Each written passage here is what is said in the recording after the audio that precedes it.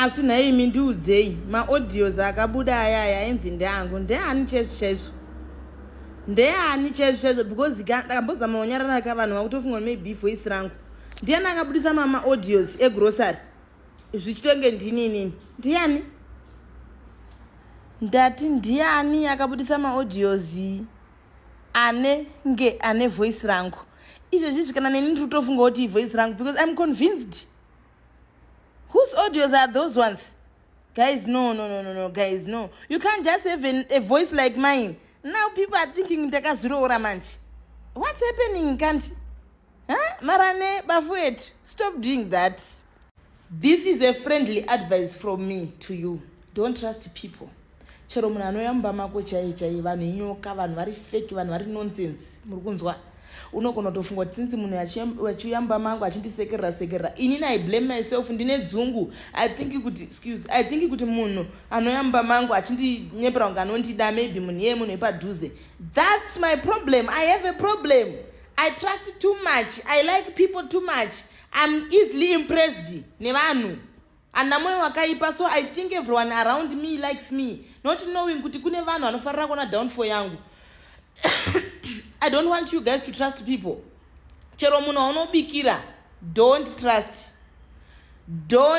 vanhu imbwa vanhu inyoka vanhu varoyi muri kunzwisa.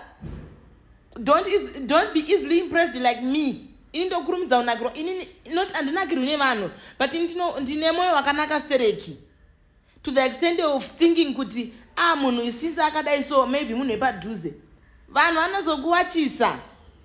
Judas wandaidyawo naye mundiro imwe chete ndiye wazondirasisa. Musatrasta vanhu, trustai vana venyu. Kana usina mwana, don't trust anyone. Murunzwa, muri kunzwisisa? Thank you.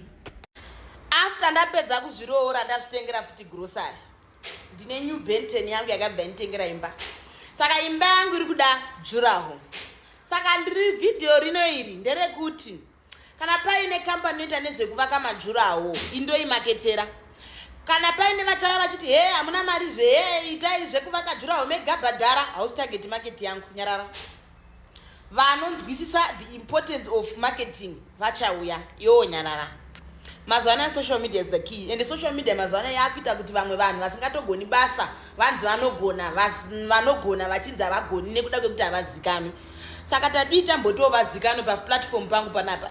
Because ndiri celebrity ndine vanhu vanoona zvinhu zvangu.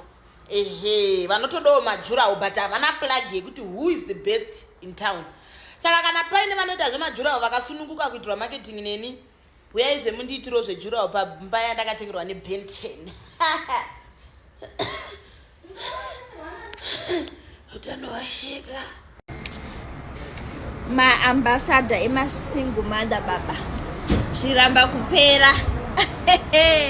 Vanhu vakati aiwa kumitiswa kusikupera kwedhiri ndokutotanga kwedhiri baba.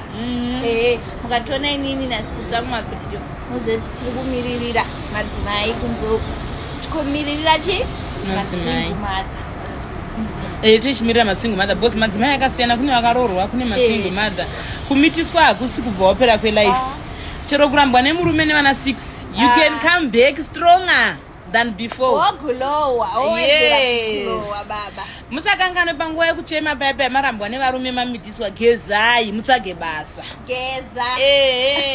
Iyo riti yangu kudai kuvhura to life every day Devi ndekushaya inamo. But I understand you. Bitterness inogonzeresa. Tokutenda utawanda nekusimudzira masingle mother iyo tawanda.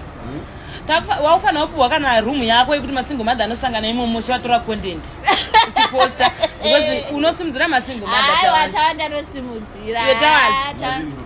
Tinokutendawo. Ndokutenda problem amnayo ujeri masingle mother mundu ndikupewa na ndira kupewa no udana nawo. Uda kuti varume.